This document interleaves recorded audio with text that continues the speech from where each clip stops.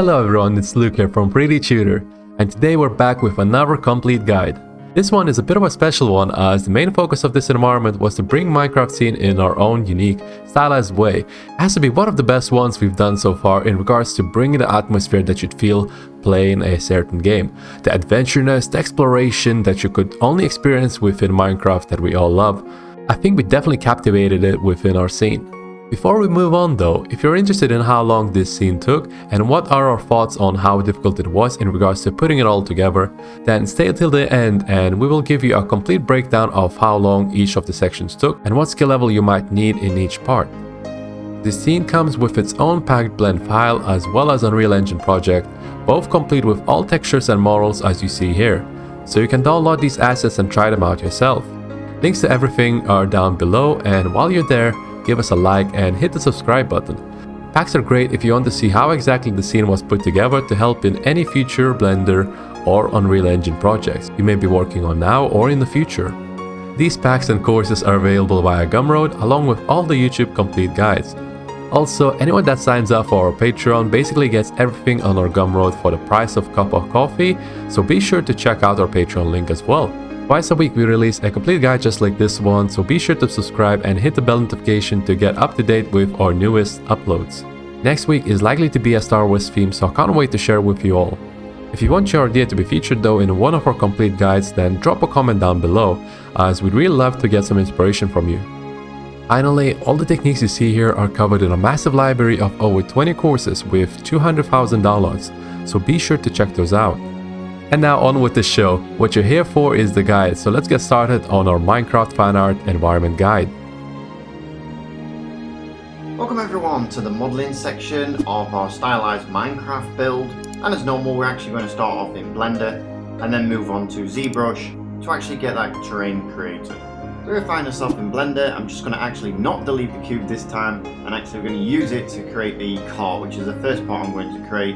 And I normally create the small part just to give me an idea how things are going to go together and actually what sort of stylized look we're actually going to go for. I think in hindsight with the actual dynamite we should have gone with a more square look just to make it even more like Minecraft. But I decided at this point now we're probably going to go for a more realistic, just stylized look rather than, you know, copy the actual Minecraft art, which I do love actually. So there you can see I'm actually bringing the curve. I fill that curve in with a face, and basically then what I do is I round it off, extrude it, solidify it, and then it gives me that nice actual band that goes around the TNT dynamite. Alright, with this now what I'm doing is I'm actually pulling it out, extruding it down, and I'm just going to grab these corners and pull them up. I was going to solidify it in the beginning, but I found that this way is probably going to be a little bit easier. So now we're moving on then to the wooden parts. I'm just getting them to be the right scale. I knew exactly how I was going to do this. I'm basically going to split them up with some edge loops, and then what I'm going to do is do what I normally do with planks of wood. Once I've got these pots in, I gave them a little tilt as well, just to really add to the actual stylized feel of it. And now you can see I'm probably going to come back now to the planks of wood, and there we go, just breaking them up, pressing Y to actually split them, putting in an actual seam because then I can grab them with face select, and then just using the randomized proportional editing just to move them in and out, just to make them a little bit wavy and look as though they're actually being used a lot, broken up and things like that. Finally solidify them, and then what I do is I bring in a rock generator. I had to just enable that add-on to start with, bring in some rocks, just bring in 10 rocks or something like that, and you're going to find some of them that you can use and some of them that you absolutely can't use, like that really lumpy one over there. So then what I'm doing is I'm just pouring them in, and then I start actually making them bigger, smaller, and actually spinning them around so I can actually use pretty much the same rock. So you can see how quick and easy that was to actually do. Now then what you can do is then you can actually decimate these down if you need to optimize, and if optimization is a huge priority within your own game. So now I'm beveling that actual cart off, and you can see now already that we're really starting to get that real nice stylized look that we're actually going for. Alright, so now I'm going on to little details. So I build the actual silhouette first, I check out what it looks like, and then I start building the little details after that. Always better to do it that way, I find. Now with the little lights on the front again, you can see that I'm actually bending them actually beveling them with a modifier just to make them, again, give it that actual look that we're actually going for. I normally bevel off everything anyway, but on this occasion I normally bevel it a little bit more than what I normally would, as it's not actually bordering on realism or anything like that. So now actually I'm just getting the wheels in place, making sure that they fit correctly. I don't want to make them too detailed, but I want them detailed enough to, you know, kind of tell a story. So I don't want them too blocky, for instance, because we're going to more on a realistic look with this. Alright, so now I'm going actually with the actual train track where the actual cart is going to be running along. First of all, I actually build it to see where it's actually going to look like, and then I pull it out, add in a load of edge loops, because the way that I'm going to do this is by using a curve modifier. So you can see there I've used that modified curve, and now I can actually free to bend it out. So I'm basically actually testing to see if this is actually going to work before actually moving on and then creating all of the actual planks of wood that I'm going to create. So you can see now I've took that actual curve modifier off, putting in my curves, because I know I'm going to use an array modifier, or am I? No, I actually just split it off like that, probably a better way actually. Then what I'm going to do is I'm actually going to extrude these down, join everything together, and finally then I can use my curve. So you can see there as well I'm randomizing a little bit by pulling out those planks of wood. Really quick process. Now bring in that curve modifier, and now I'm free to bend the whole thing, which is a really easy way. I knew once I'd actually bent it round, then I could go in and take some of the planks away, alter the rail of the actual train track, as you can see here, delete them out of the way, and that was that, pretty much done. I also knew that I want to make them a bit rough and ready on the ends of the train track, as though it looks like there's been an explosion of some kind, and the way we're going to do that is by using the bisect tool. So now what I'm doing is I'm bringing in actually the entrance. I'm making sure that I get the right size, bending it a little bit, looking as though there's some weight actually pressing down on there. I'm really trying to tell a story, as I normally do when I'm building any of these actual scenes. We obviously need some supports in there. It's not going to support it with just like one block of wood. So always think about how you're actually going to support something, what sort of weight bearing is on it and things like that. And in our courses actually we do discuss all the time things like that. To make something believable, you really need to make it look as though it's actually not, you know, too flimsy. I see a lot of renders with you know, massive swords and tiny little handles. That's never really going to work, and it's really hard to pull something like that off. Alright, so now we're going to pop into ZBrush, I think, and start on the actual terrain. So you can see there, I'm just rounding off those rocks, decimating them down, and now I'm starting to bring in my terrain. Now actually bringing in a terrain like this with an actual cave is not that easy to do. You need to really kind of get your hole in first. As you can see there, I'm trying to mask it out, and then what I'm trying to do is turn up that intensity, because what that'll do is get me a nice even hole. And you can see there, it gave it the best it could do, and now I'm going to go in with the clay build up and take that off by holding control just to take that off. Now I'm going to go in and actually use inflate, smooth it off, because at this point you can actually smooth it off. You should be using smooth just to get it all like into the kind of shape that you actually want in.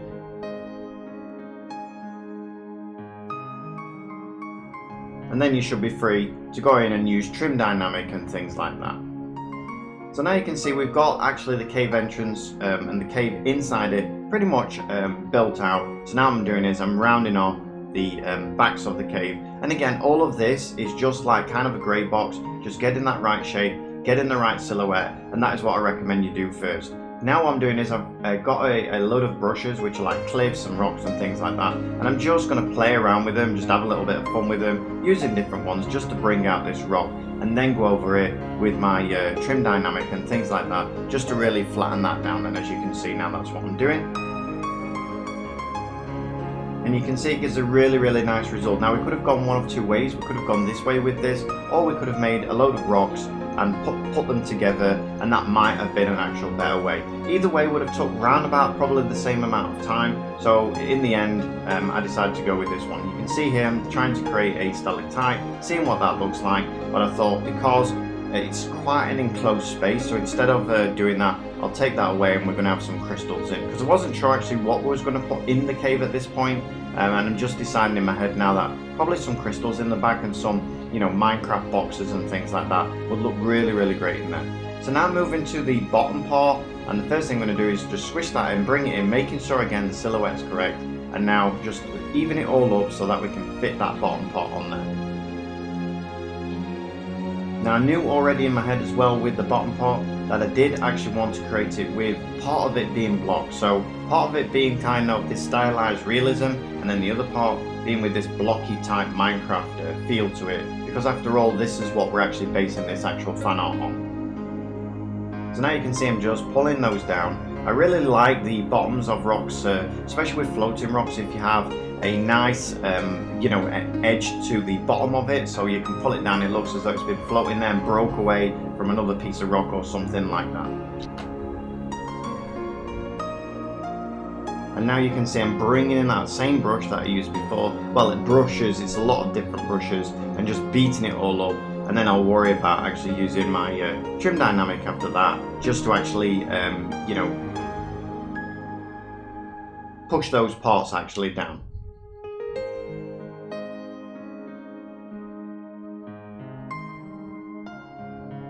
So now I'm thinking where to actually go from here. I'm actually going to decimate it all down, bring it into Blender and squish it all together just to make sure that all fits really nice. I thought it looked a little bit too wide for the scene we're actually going for. And now here I am trying to work out how to create these blocks. And this was a little bit of a pain. Took probably about 20 minutes just to work out how we're actually going to do this. So the first idea was to come in and actually, create our own blocks, but that would have took so long, and joining that all together would have also been really difficult to do. So you can see here, next I'm going to try a boolean, and we'll try the difference technique. Hopefully that'll work. Well, no, that didn't work. So then we're going to try the actual bisect. So we're bisecting this, going to cut it away, and then what I tried to do was split that off, and then I'm going to join it together. But in the end, what I did was I decided to try the remesh, because I know there's a block on the actual remesh, but the problem I had is, as you can see there, that when I bring it in, because that rock hasn't got a back or a side to it, it's actually, even when you try and dynamesh it and fill in that hole and things like that, it's still not actually coming together very well. So I had to think about how I'm actually going to do this, and in the end I did use the bisect tool, but I decided to save out the actual terrain and then cut away the certain part with the bisect, because what that'll do is it'll actually, as you can see in a minute, it will cut away the top of it and we can fill it in at the same time. So then we've got now this filled kind of quarter in there, and now when I bring my terrain back in, I can delete that out of the way and put this in there, and this worked out really nice to do that. And then what it enabled me to do is use that remesh with blocks, as you see there, and now we've got that perfect size and it all actually comes together. All we've got to do then is kind of join it all up. Now the thing is, at this point I wish I'd probably made the blocks a little bit bigger. They're all a little bit on the small side, so that's something I wish I'd done different. And now what I'm going to do is I'm going to actually bring it into ZBrush now, and I'm going to start actually pulling all of these edges together, flatten them out, and basically trying to make it look as though, it's all it's just a nice gradual difference between them, and not too harsh on the eye and things like that.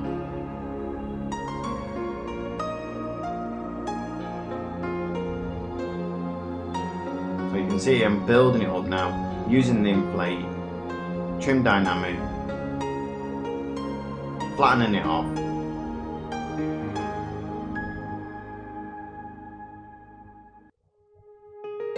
And those little edges where you see there, I'm using the dam standard along with a little bit of pinch just to pull those in,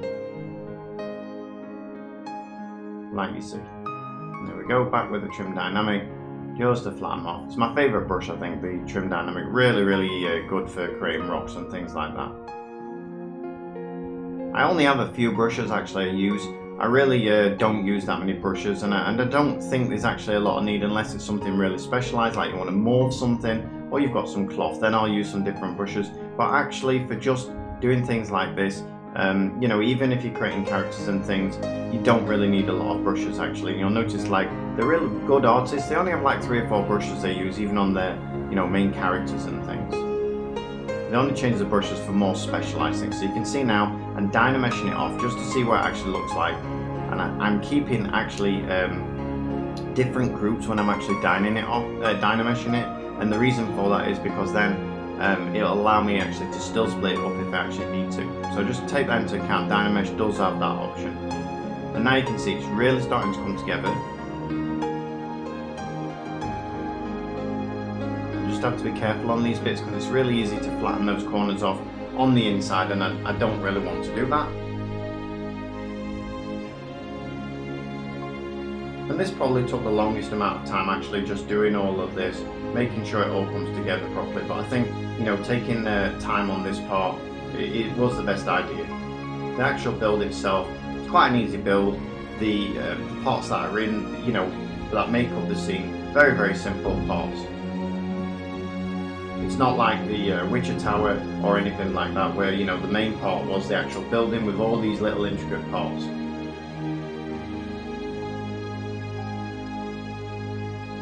Alright, so now what we're doing is just decimating it all out. Then adding these little tiny rocks in, because I know that I need to bring in some big rocks first, because the way that the little, you know, the referencing with the gold nuggets and things, normally they actually hid in little crevices and things like that too. So to add a little bit of more realism to it, I basically brought in a big rock and then these little tiny rocks that I put around it. And this is a good idea if you want to actually create your own scene with these, you know, little gold nuggets in there and things like that. So now you can see they look much, much better because I brought in those big rocks. So here we are, we're actually decimating it down now. And then I'll probably create two versions of a high and low, as you can see there. And then I can take it back in then to Blender. Now it's actually finished, because then what that means is when I hand it over to Lou to take into Substance Painter, it's got a high and low poly to bake off, which means it's going to look much nicer. Now I've got some references now which I'm going to use to create the Minecraft, you know, style lights. I want them to be quite square, quite blocky, things like that. And there we go, I just rotate it now around the middle point, and now just bring in the edges and things like that. One of the easiest lights I've built, actually, because we're keeping very much in that style, so quite an easy light to build. I knew as well that I'm going to, you know, animate this a little bit just to give it a little bit of motion and things like that. When I come to put the chain on here, I think that's the next part, I actually grab a geonode that I've created.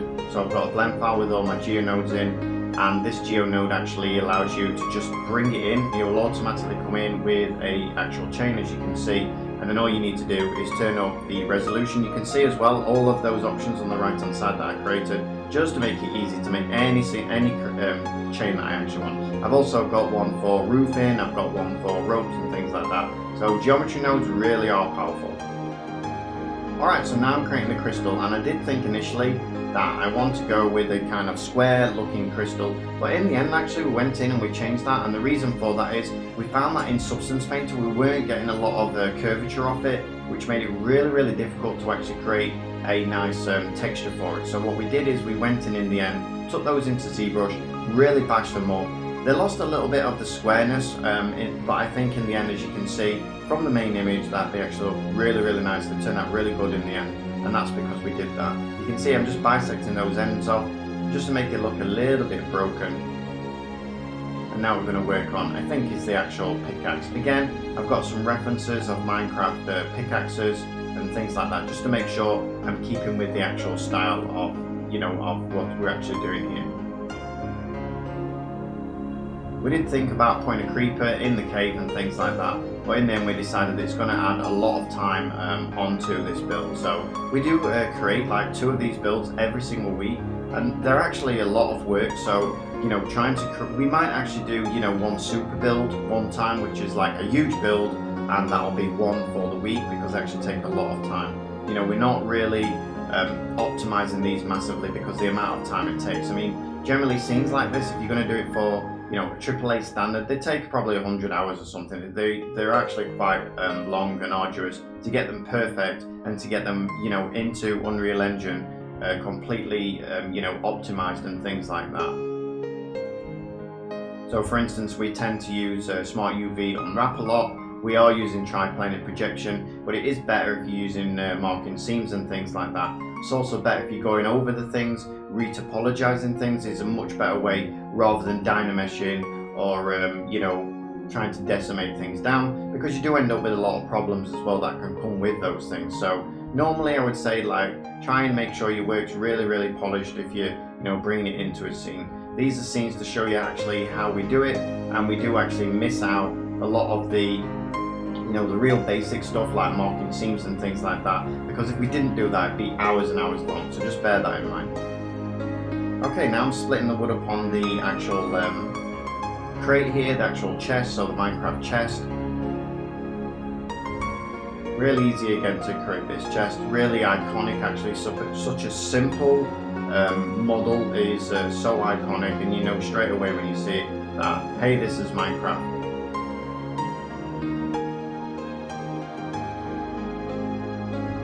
That's the thing about a lot of the Minecraft actual artwork and things, it really is. You just know straight away it's Minecraft, and that's really hard to do with the simple shapes, and it just works so well. So now you can see here, I actually unwrap that terrain. I use Smart UV, and then what I'm doing is there, I'm actually going in, I'm checking around all of the actual unwrap, because sometimes you'll end up with the actual pots where they're overlapping and things like that, and when you take it in then Substance Painter, you'll end up with black marks and things on your mesh when you baked it out, so just be aware of that. And you can see what I'm also doing is I'm splitting up all of these pots. I'm adding different colours to give me a visual representation of which pot is which going together, so when that Luke gets it and brings it into Substance Painter, not only for him will it be split up, but it will also tell him which pot is actually which. So later we're going in, naming everything, making sure everything's working, so that when I hand it over to Luke, it's actually perfect and he can just go in and actually paint it.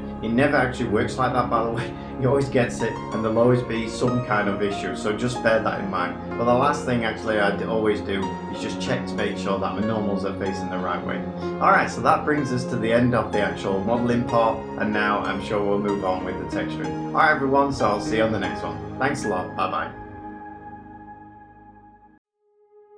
To start off the texturing process, I decided to open up the Blender file first and check if the normals are set up properly. Also, it's quite useful to just check the overall geometry in order to familiarize yourself with the object and get a better understanding on how you're going to mask certain areas, for example. So once I was happy with it, I then exported everything out as an FBX file and got myself all the baked mesh maps that I needed. And by all, I mean all of them. I usually bake out every single one of them when I'm working on those kind of environments, even though if I'm not using them. So for example, ID map, I never used it throughout this kind of a project. But that being said, the ones that I end up not using are usually the ones that end up baking off really fast, so I wasn't too worried about them when they were increasing my rendering time.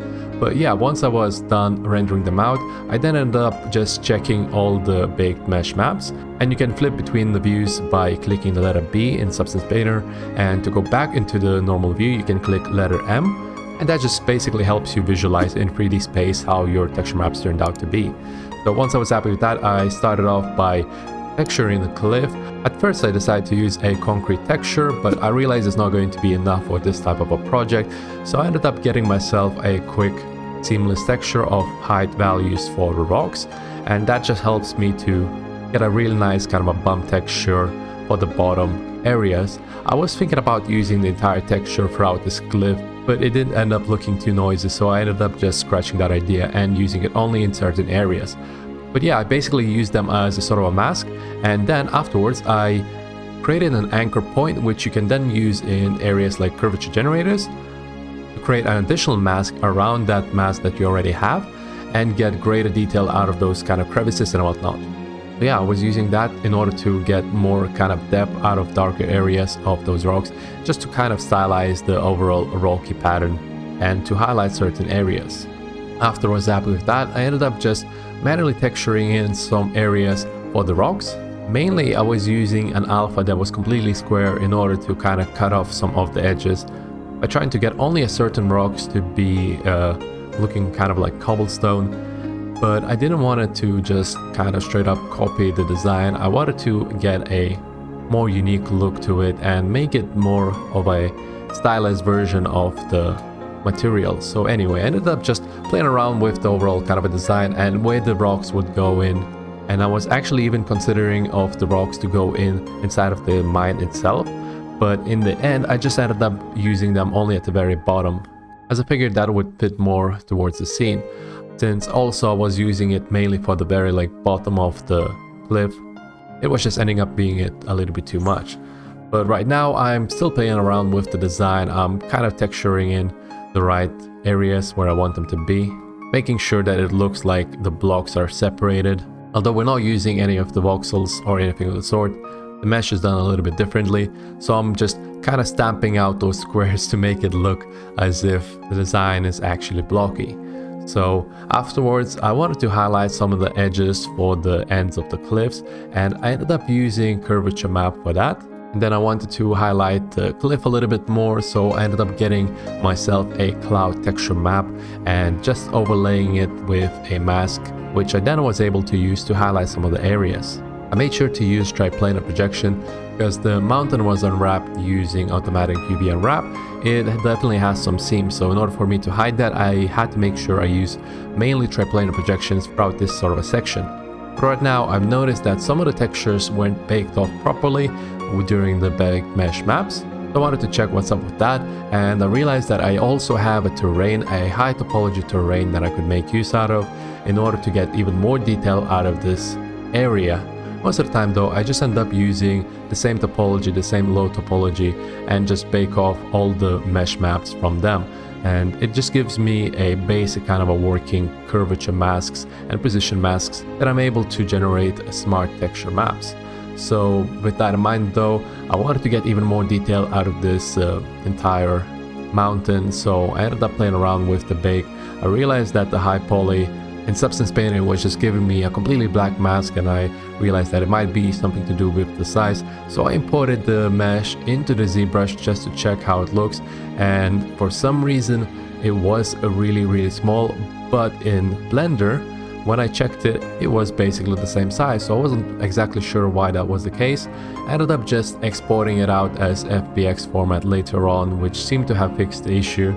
But it might have been something to do with the way that the software converts the scaling in order to fit in more with the units that are used by other programs. So for example, I think by default ZBrush would start off in kind of centimeters, and then it would try to just upscale it up in meters. So if you're working with ZBrush, I recommend you go into Z plugins and using the export menu to export the mesh in the FBX format, as I find that to be easier to work with.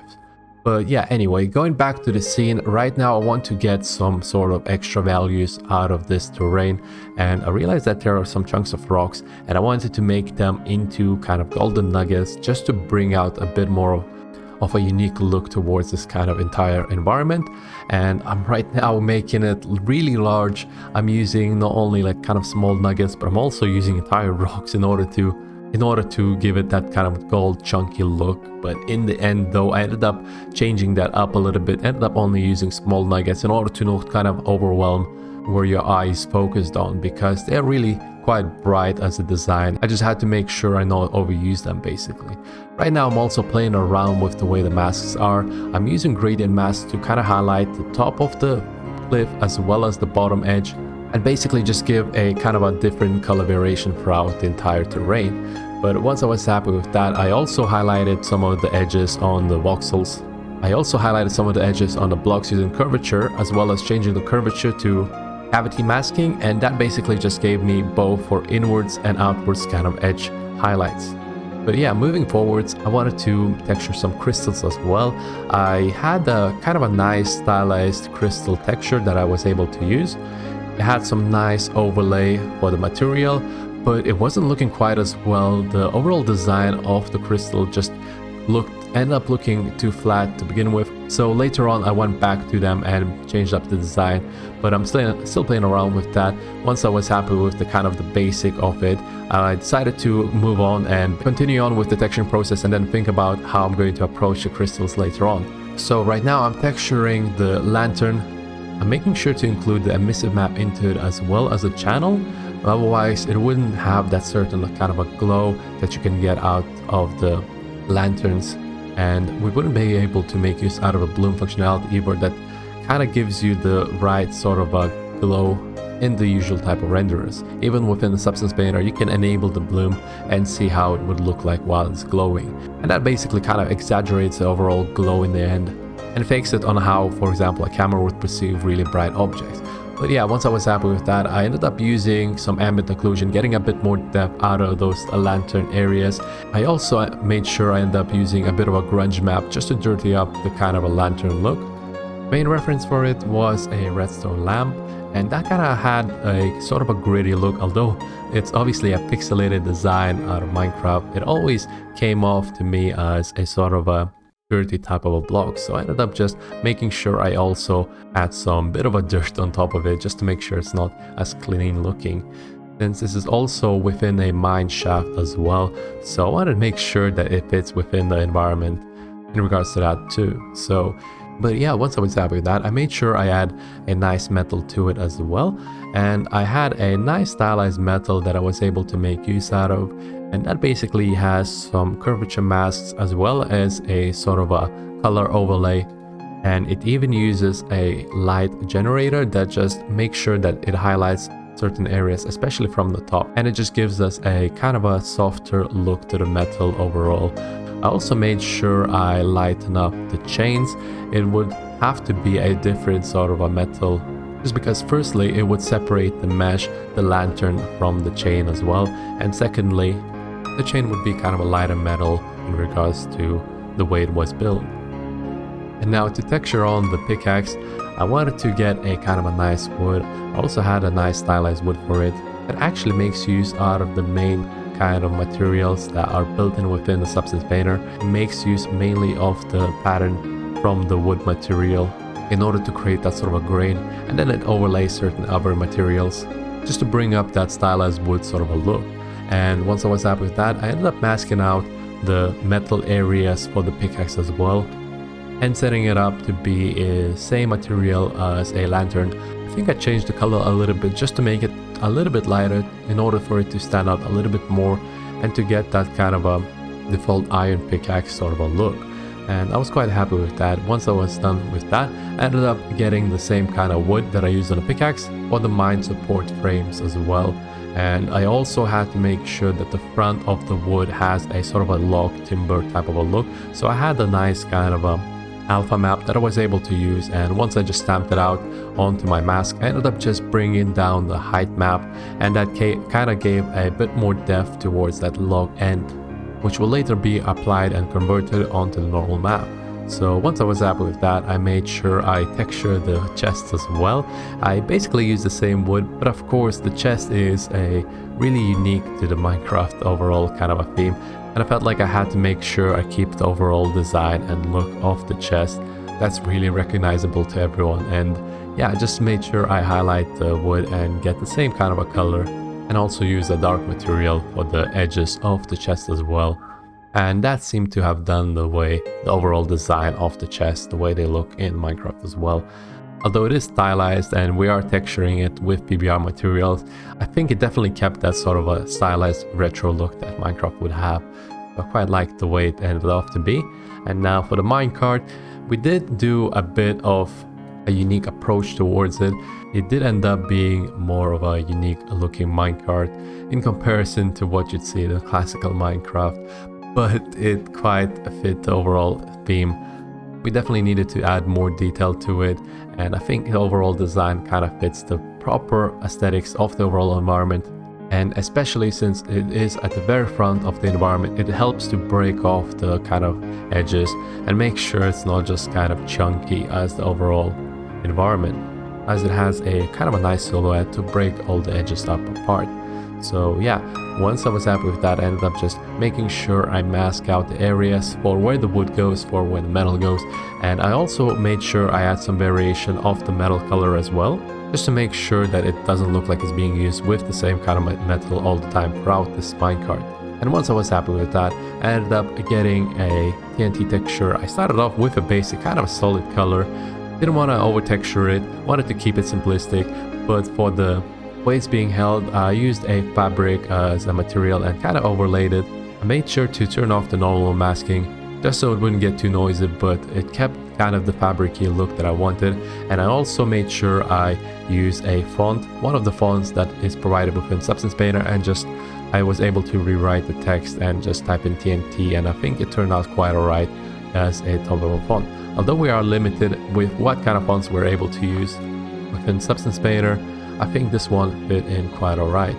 But usually if I can't find the right type of font, I would just end up going onto Photoshop or something and getting myself a black and white image of any text I want, and basically then just stamping it out as a simple alpha texture map. But again, this time it was quite nice, it was quite alright. I was quite happy with the way it ended up to be. Then for the dynamite sticks, I ended up just applying kind of a directional noise for it, just to make sure that it's not the same kind of a plain color. And I was quite happy with the overall design. And then I went on to texture out the main grounds of the shaft as well. I wanted to add a bit of dirt just to kind of break off the overall color and to make sure it's not just completely kind of flat looking as a terrain. But once I was happy with that, I just went back to the golden nuggets, and I had to make sure I only used tiny chunks for the overall design. And also, what I didn't tell you is that I'm using a height map with those nuggets, and that makes it, whenever I'm painting on the terrain, it kind of pops out as rocks. And I think that it worked out really well, as in regards it gives you any type of detail, as in it bumps out all the types of nuggets that I'm just painting it on. So don't have to worry about where the geometry is, and it kind of blends in with the overall mesh quite nicely. And again, later on it'll be just put on as a normal map, which still kind of fakes that additional detail for our geometry, which is really nice. So yeah, once I was happy with that, I ended up playing around a little bit more with the overall design of the terrain. I wanted to get even more detail and highlight some of the edges and make sure that the overall kind of chunk of rock that we're using is not just completely plain looking texture. So yeah, in order to highlight that, I mainly made use out of the curvature map, which gave me some highlights, nice highlights for the edges of the top of the rock especially. And then I also made sure to use some ambient occlusion that was inverted and get some areas where there'd be cavities and whatnot to be darker even. So that gave me some more depth out of this rock.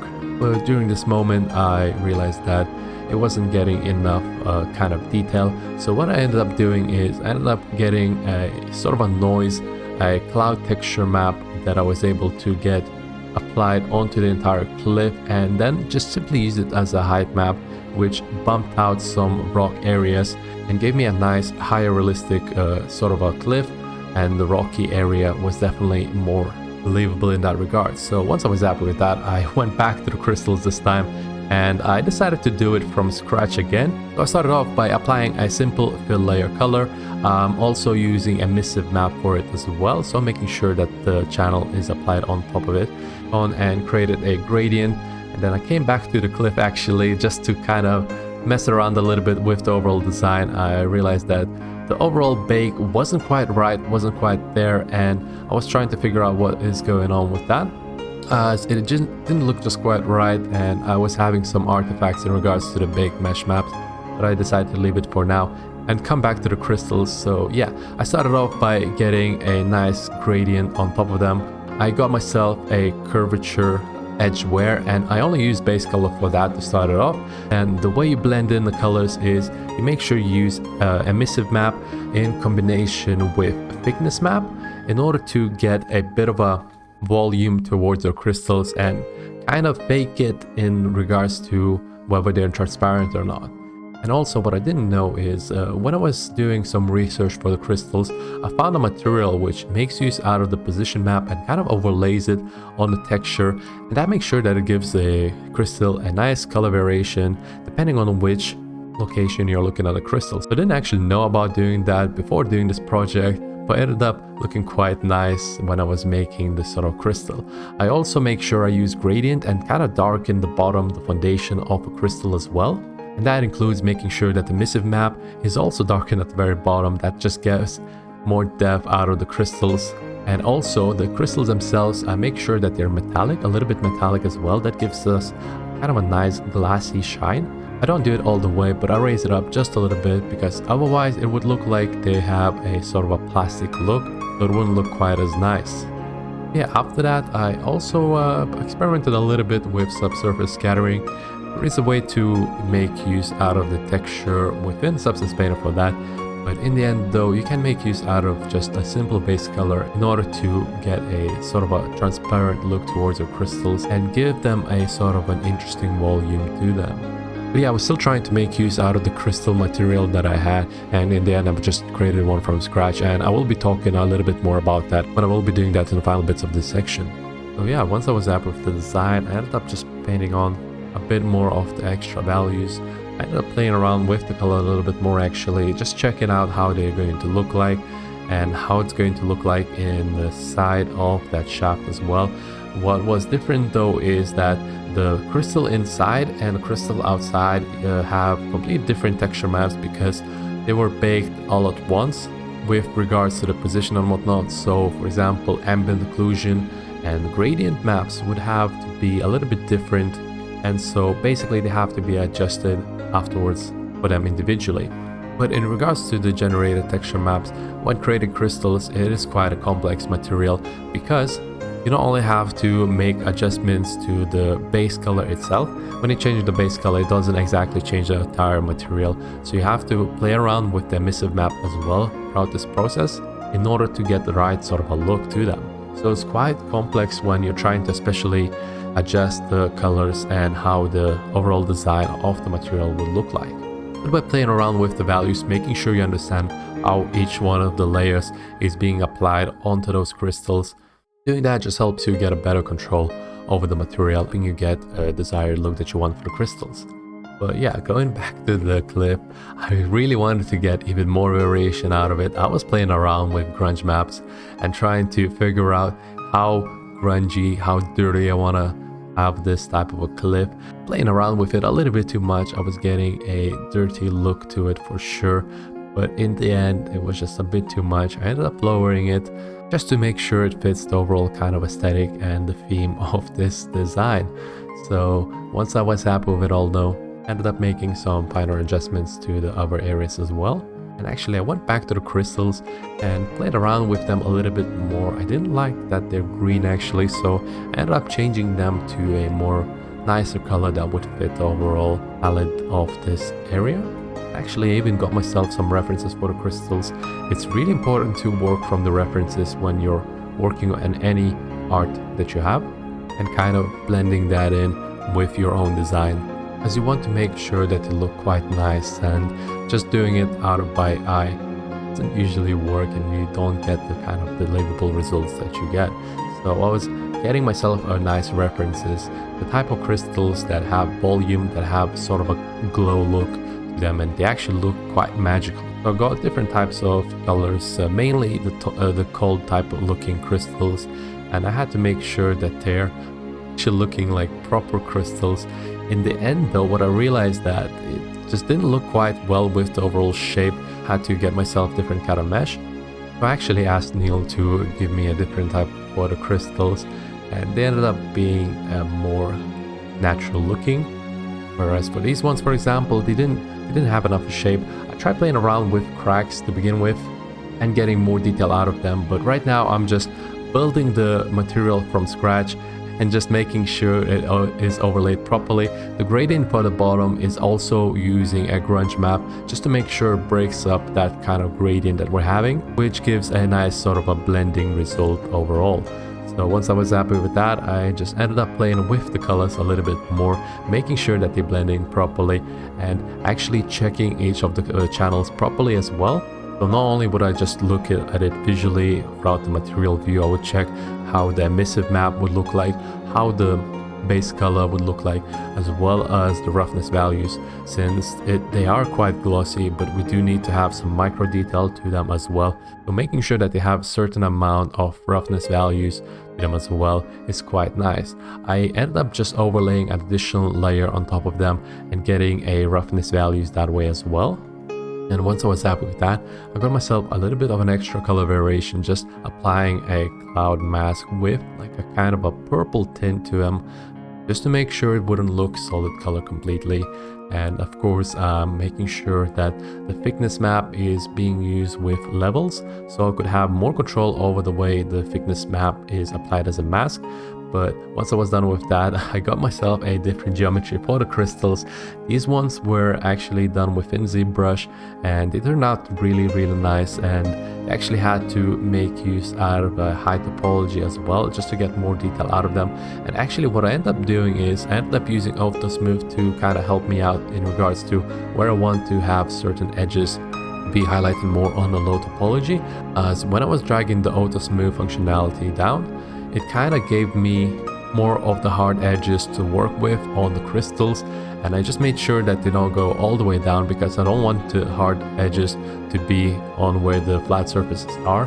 But in the end, you kind of have some control of where the hard edges are in your low topology. But yeah, once I got myself a crystal for the high and low, I was just making sure I re-export them out in the way that I want, making sure that the high topology and low topology is in the same areas. And actually when I was exporting them out, because the material for the lantern and the crystal was being used as the same material, I had to make sure that in the high topology there's a lantern topology in it as well. Otherwise the lantern would just turn out black when I was baking crystals, as there'd be nothing to bake the mesh materials out of. So you either use high topology or use low topology. You can't go in between basically. So whenever you're having the same material on multiple objects, on multiple assets, you just have to make sure that whenever you're baking it out, it has the high topology mesh on both of those assets. And I'm just making sure I do that as well. I was actually running into some issues with that because the lantern had an animation with it, and what I was doing was I was actually trying to export it out with the animation, with the bones and whatnot. So what ended up happening was that the overall mesh was slightly tilted, and it was just making a mess when it was baking it off. So in order to fix that, the fastest way I found it to fix it was just kind of combining the overall mesh with another place, so I wouldn't have to have a high topology for my lantern, and so the crystals themselves ended up just being by themselves. This way I didn't have to worry about the high poly, and I only had to get myself a mesh for the high topology only for the crystals in order to get the right type of curvature maps, and just overall in order to get the right type of crystal look for them. So yeah, once I was done with that, I had to also make sure that they are UV unwrapped properly, because otherwise if the UVs were to overlap, we wouldn't be able to texture them properly, and it would just give us a bunch of artifacts while baking any type of mesh maps as well. So we don't want this to happen, and we just ended up making sure that they're UV unwrapped again, so we'd get proper results for ourselves. It didn't take us that long because we were using the UV automatic unwrap, and that was quite fast to do.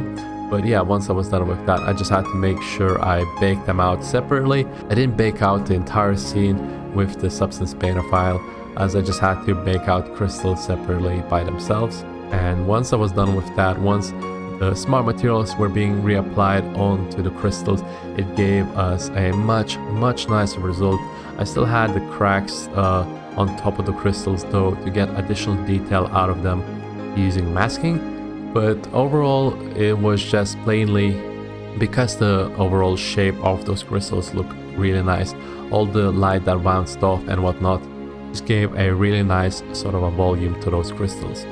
But mainly, they have this sort of a volume because we're using thickness map that was generated, which actually is one of the longest ones to bake off from the bake mesh maps.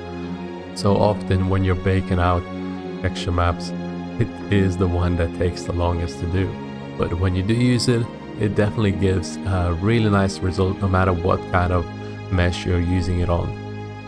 And now I wanted to highlight some of the edges a little bit as well. I made sure I only do that for the emissive map though, and I just made use out of it to change the overlay for the crystal edges. But I still made sure to keep that kind of scratch design that I had on them as well. I played around with the post-process effects just to make sure I understand how the overall design would look like in the end, and to see how the glaring, for example, would look like with them. But yeah, in the end I did change up the color by quite a bit, change it from green to blue, and by playing around with the overall values, it is quite difficult to change them up though. Since it's not only one kind of layer that we need to change, we have to make sure we play around with the emissive and base colors as well, And just overall, we have to make sure we blend them in together really nice. So yeah, once I was done with that, I played around with the gradient a little bit more just to make sure that the base of the crystal has a bit more volume to it as well. And of course, I had to make sure that the one crystal in the back is textured properly because it had a different position, it had different type of masks, which resulted in different type of a look out of those masks, which I had to readjust. The gradient map, I had to kind of raise it up a little bit, as well as the thickness map. I had to play around with the levels to make sure it has a really nice solid look as a crystal. But once I was happy with that, I just ended up playing around a little bit more with the overall kind of tint, the colors. I wanted to check out how it would look like as a red crystal, but it didn't look quite as nice for this scene, so I ended up just leaving it up as blue. And once I was happy with that, of course, I ended up just getting myself the textures out. And actually, I wanted to rebake the hype topology for the mesh as well, which oddly enough was causing me a lot of issues, and I wasn't quite sure why. It just didn't let me bake it off. So what I ended up doing is I ended up just getting an FBX format for this mesh, and that worked out just fine. But actually, it still gave me some artifacts for the overall design. I wasn't quite sure what was happening with that. This is usually what happens when you're working with decimated meshes, as it is a risk when you're doing that you'd get plenty of artifacts on your mesh. But if you know what you're doing, if you know how to overcome it, for example, right now I'm trying to figure out if I can just use a warping on my masks in order to kind of fake it, the extra detail on it, and just mainly using triplanar projections in order to adjust those masks. But in the end, I had to make sure I rebaked that. So the way I rebaked it was I made sure that the low topology is unwrapped again, which actually seemed to have fixed the issue. I wasn't quite sure why the first UV unwrap wasn't right. It usually is really hard to tell, and sometimes you just have to go back onto Blender or onto ZBrush and just make sure you UV unwrap your asset again when you're working with the sort of a messy type of a mesh. But the upside of it is that we do save up a lot of time. We don't have to manually retopologize anything, and the performance is quite fast on it as well. So especially if you're just having a static mesh, having this kind of a method is sometimes good. It sometimes pays off, but you just have to know how to fix certain issues. So again, right now I'm still playing around, trying to figure out what to do with these artifacts, seeing a bunch of triangulated areas where it just doesn't pick it off, and by playing around with the overall design, and I just had it fixed later on. But right now I'm playing around with the kind of rocky look at the bottom, trying to figure out what kind of a design I want out of it. Didn't quite like it, so I ended up actually just masking out the bottom area entirely for where it's looking more voxelized. That gave me a much nicer result, but I didn't quite like the texture color of that just yet. So what I ended up doing, actually, I ended up just painting and coloring the overall texture into more of a brownish shape, although I kind of wanted to keep it as a default gray looking, just to remind it more of a cobblestone. It didn't work out quite as well. It just didn't look right in this environment, as it blended in too much with the overall terrain, and we have to make use out of textures just to bring out the scene to its fullest. So sometimes creative freedom is totally okay, and just making sure you get the best results out of your scene is usually the best way to go. But yeah, after I was happy with that, I ended up getting some final touches. I realized that because I switched up my lantern to be on a different material, picking up some of the metal pieces for the logs, I ended up having to change up the masks, basically redo the mask real quick. But because the materials you were using smart masks, it was actually really easy to reapply them. But yeah, once I was happy with that, I ended up just having some final touches, final tweaks for the overall values. I ended up just doing some final tweaks, making sure the overall design looks nice and ensuring that all the colors just kind of fit together. So I just ended up adjusting certain values and whatnot. But yeah, once I was happy with it all, I ended up exporting it all as Unreal Engine 4 packed, and I was basically ready to move on to Unreal Engine 5 part. To start setting up my Unreal Engine 5 environment, I started off with a third person and just create a new map just to get that kind of environment as a very basic and without any fluff to it. Then I get myself all the materials, all the textures sorted, and the meshes applied as well. I firstly start off with the meshes and just put it in a world just to make sure that the scale is set up properly and that animation works for the lantern as well. And once I was happy with that, I created 3 materials for this scene basically, but they're all basic, but they're all simple stuff. One is just a basic PBR material that I was just able to reassign onto my basic assets, and the other one would be the same material put with an emissive map and its controls for the intensity of it, and that just gave me some controls over the lantern and how bright it is. And then the third material that I created was for the crystals, and that also it was more or less the same material, but it just used subsurface scattering, and it actually used the same texture for the subsurface scattering as a simple base color, but I also included an intensity for it as well to make sure I have some control over how it's being lit up. But yeah, afterwards I just created simple material instances that just gave me some control over those materials, and I just played around with the values just to make sure that they look quite nice. And then afterwards, happy with that, I ended up getting myself a simple point lines to begin with and just playing around with how they would look like. I was trying to figure out how I'm going to apply all the lighting within the scene, and I started off by getting basic pointing light, ended up getting a point light for the lantern as well to start it off, just to see how this would look like. Once I was done with that, I wanted to play around with the crystals themselves. I wanted to try and figure out if I can get myself a crystal that would just kind of glow in and out. Ended up just scrapping that idea, just kept it as a normal glow. I did make use out of this blueprint though within the lantern itself, since that has a more natural sort of a look, and I figured that would look way better. So I ended up just creating a blueprint for a light flicker, having that same code that I tried using it for the crystal, which basically changes the intensity of a color, and that change of a random intensity value is also randomized. So in turn, it just gives us a nice organic sort of a look, which I think turned out really nicely. So once I was happy with that, I just wanted to get myself a basic kind of a light setup. I just deleted the background, which was a little bit annoying and distracting for me to work with. I got myself a skybox that just used a default cube map, and once I was happy with the default kind of a lighting that I had, I ended up just straight up creating camera setup for this scene. So I created a level sequencer, I created some cameras, and some cameras I just had them on their own to be animated with a slight panning motion, but other cameras ended up attaching them to a primitive shape, and then I make sure that they're well hidden. So basically I go into details, there's in-game visibility, and I make sure that is ticked off. That just makes sure that whenever I hit play it's not going to be visible, otherwise it would just have some floating spheres within the scene. But it just helps me to visualize where the camera is going to be rotating around with its focal point and whatnot. So yeah, once I was happy with that, I ended up playing around with the lighting just a little bit more, getting some light in the background as well, just to make sure that the back is well lit, because the main directional light that I was using for this was from one direction, which definitely gave me some nice shadows that I was able to use to kind of make sure that the scene has more depth to it. So that's why I didn't want to add another directional light, because it just affects the entire scene, and often I would just prefer to use for example point lights or square light sources just to get more control over the environment, especially the miniature kind of scenes that we're working on.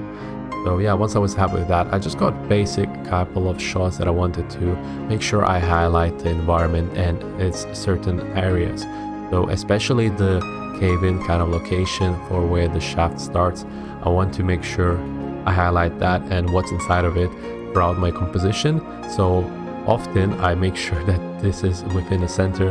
And of course I made sure I get myself a turntable for the overall shot as well, and that gave me a nice result. So once I had all the shots set up, all the main shots ready, I then continued working on with the overall design. The reason I made sure that I work on the shots first was because it really gave a certain depth to the overall environment. Some of the lighting, for example, wouldn't be visible, and some of the light would be too much within certain shots. So I had to make sure I set up the cameras first, and when you know where each of the visibility for these camera shots will be, you're then able to approach the lighting and all the other environment related things better, because you understand where the composition, where the eye would be focused towards and whatnot. So that is why I did it this way. And right now this was a little bit hard because I still wanted to keep that darkness within the inside of a shaft. I wanted to keep that sort of a mystery within it, but obviously I wanted to highlight the chest, for example, especially, as well as the crystal. But anyway, once I was happy with that, I wanted to create some extra motion within this environment. So I started off by getting some crystal kind of glare sparkle look. And because we're working on a Minecraft style, so I figured that having cubes as a particle system would work quite well and would have that sort of a pixelated, voxely kind of look. And I think it would definitely bring out that retro sort of a design out of this environment, while still being quite good looking within the more realistic style of it. So yeah, once I was happy with that, I ended up playing around with a basic setup from a sparkler and just getting myself a nice setup. So I started off by getting the particles to move up, having it some drag force to make sure that they slow down later on, and basically with some velocity and some of that drag force, I was able to get a really nice result where they just kind of fly up and then slow down at the very top. And then I got myself a curvature for the alpha of these particles and make sure that they have a really nice curvature for them to disappear to. And I think overall it turned out really nice as a design. So once I was happy with that, I then decided to play around with the background. I started off by figuring out if I want a sort of a gradient look to it.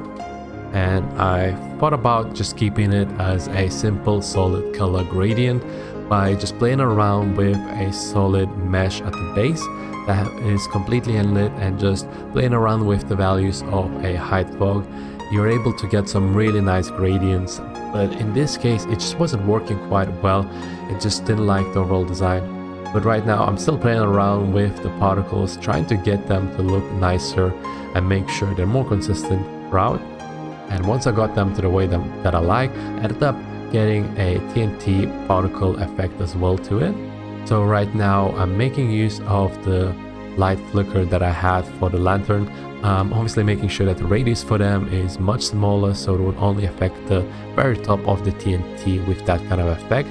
And right now, once I got myself that kind of light flicker that I wanted, I figured that it's not going to look nice with its own plain geometry, so I ended up getting myself a nice particle system. I started off by making myself an alpha material for them, and I was just getting a kind of nice solid cross at the very front, and got some really nice kind of rotating axis on the side, and that gave me a sort of a starry look to it, which makes a really nice stylized sparkle effect. So I quite like that.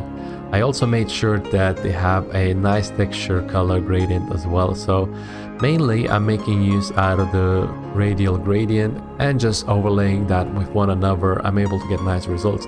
By using a sine value, I'm able to have the diagonal lines to kind of move back and forth, which gets you a really nice kind of a fake sparkle animation. And if you overlay them with multiple particles, you get a really nice result. So right now I'm still trying to figure out how I want them to be, if I want them to just spray out into the sky or whatnot. I started off by having the material to be additive, but that was really hard to see since they're such small particles and they're so thin. It wasn't actually giving the type of results that I wanted. So instead what I ended up doing, I ended up making sure that the material is set to mask, brings out those thinner particles and make sure it gives more depth to them. But that is the way I've done it. Playing around with the values, making sure that it starts off not only by just straight up appearing, but actually just kind of fades in and then fades out. Of course, that's how usually we do it with particles, just to make it more natural. But yeah, I started off by getting all the particles to be in one place, and that kind of gave a nice sparkly result for the animations. And of course, we had to make sure we not only make it to be sparkly in the middle, we had to make sure that we kind of spray out those sparkles as well. So I just made sure I get new emitter within a particle system that sprays out those sparks a little bit more outwards. And yeah, I was quite happy with the way the sparkle turned out. It did definitely give a really nice sort of a stylized look to the TNT. I quite liked the overall design. And once I was happy with the particles, I went on and played around a little bit more with the lighting. I ended up using a lot of lights on this scene, but mainly it's because I wanted to highlight some of those nuggets, the golden nuggets that we have within the terrain. It's actually quite hard to make use out of multiple light sources, and it can slow down your performance within Unreal Engine, so you just gotta make sure that attenuation radius is set to quite small so they wouldn't overlap with one another. And yeah, I was just playing around with how I'm going to set up the background. I kind of tried to get myself an image of a Minecraft and just set it up in the background. To get the ratio, you divide the resolution, the width from the height, and result that you get, you just put it within either one of the scales, and that would usually give you a nice result. Because otherwise, when you import an image into Unreal and you set it up as a texture, you just get a squared image, so you gotta kind of stretch it outwards as well in order to get the same resolution that you had before. But right now I was encountering actually an issue at the moment. I was trying to figure out what's happening, but I basically wanted to get myself a plane that would just be attached to the camera, and it was working fine when I was playing it within a sequencer, but whenever I pressed play, it just kind of gave me an error, and I wasn't quite sure what was up with that. But in the end, I basically didn't end up using it because of that. So in order to actually set it up properly for the background, what I ended up doing was I ended up just getting myself a green background using a depth mask. So I ended up creating a post-process material that just kind of highlights that everything of your assets if you have selected these assets to be rendered as a depth pass. And I got myself then a cube within an environment that just covers the entire scene, and this way it was masking everything out except for that one piece. So that was quite nice. Often when you're using masking though, I find it that the edges sometimes don't give the right results. But if you go to a material, underneath the post-process material tab, if you change the tone mapping to be set as before tone mapping, that usually fixes the overall masking issue for the edges to be flickering around. So that was quite nice. As in the past, whenever I was trying to use high resolution screenshots, using the depth mask, that would usually be the thing that caused me most of the issues. But yeah, once I was done with that, I ended up just enabling a renderer queue through plugins and just making use out of that to get some nice renders for my shot. Then using the green screen within the Premiere, I ended up just keying out the background and getting an image within it. And that's going to be it, guys. The modeling section of the cart and track and all the other various parts was perhaps the easiest modeling we have done so far, and would definitely be suitable for beginners. Time taken was around 2 hours and 10 minutes, which I think places it in the fastest build so far as the modeling goes. Although saying that, putting the scene together may be a bit tricky since it's a fairly large scene which needs some good composition to pull it off, and the lighting plays such a central role, so we had to make sure that the crystals and whatnot and other parts are set up properly. The cave has to be lit just enough to still represent that feeling. The ZBrush part has some easy parts to sculpt, with the difficulty creating the inside of the caves and blending in the rocks. When I was first beginning, I found caves to be extremely hard to create, so maybe a little bit tricky to pull it off for some people who are just getting into ZBrush or trying to sculpt this in Blender. All in all, I'm going to give this build a 4 out of 10, as you need a certain amount of modeling knowledge to create this scene. The texturing part was quite simple to set up. It took 3 hours and 51 minutes to paint the assets. Most of the textures for the smaller assets were done using wood and metal materials that I had set up previously, but they were quite simple to adjust to fit the overall design. Texturing the terrain was surprisingly hard to texture, as I found myself getting the textures that looked just too plain. But in the end, by making use out of the high texture to get more detail out of the rocks, as well as blending in some generator masks to highlight the overall shape, I was able to get a really nice result. The hardest part was probably to set up a nice looking crystal material for the scene. I really wanted to get a certain volume out of them, but I really didn't want to use a transparency, and so by making use out of a thickness texture maps and blending in emissive textures, I was able to get a really nice glow out of them, which made them look like they have a certain volume as a transparency to them. All in all, I will give this part a 6 out of 10, mainly because most of the work was done using generative mesh masks, and there is a need of a good understanding in order to make a proper use out of them. As for the environment, it took 2 hours and 26 minutes as it was relatively easy to set up. The main focus for creating this scene was setting up the stylized particles for the gems and the TNT's particle effect, which was quite fun to work on as they had a simplistic look, but it took a bit of time to set them up and tweak the particle values just to get them looking right. But in the end, it was worth it as I think it definitely helped to bring the scene to life. The lighting was relatively simple as all of the smaller assets that used them simply helped to catch the eye towards the scene, and basically all of them were already set up in the right location, so I just had to make sure I lit them up properly. All in all, I will give this a 5 out of 10 as I think that with some foundational knowledge on how light system and particle system works within Unreal Engine, anyone would be able to set this Minecraft theme scene nicely. So yeah, I really hope you enjoyed the video for a stylized Minecraft fan art environment guide. Make sure to give us a like if you did, and don't forget to drop the comment down below of what you would like us to do next. Also, check out the links down below to see a massive library of courses we have available, which are free to anyone that signs up for our Patreon. We also have some free goods on our Gumroad, things like texture packs and some models for anyone to download. Next week, we're going to show you something Star Wars inspired, and that is why make sure to hit that subscribe button to our channel or you will end up missing it. And that'll be all. Thanks for watching, and I'll see you in the next one.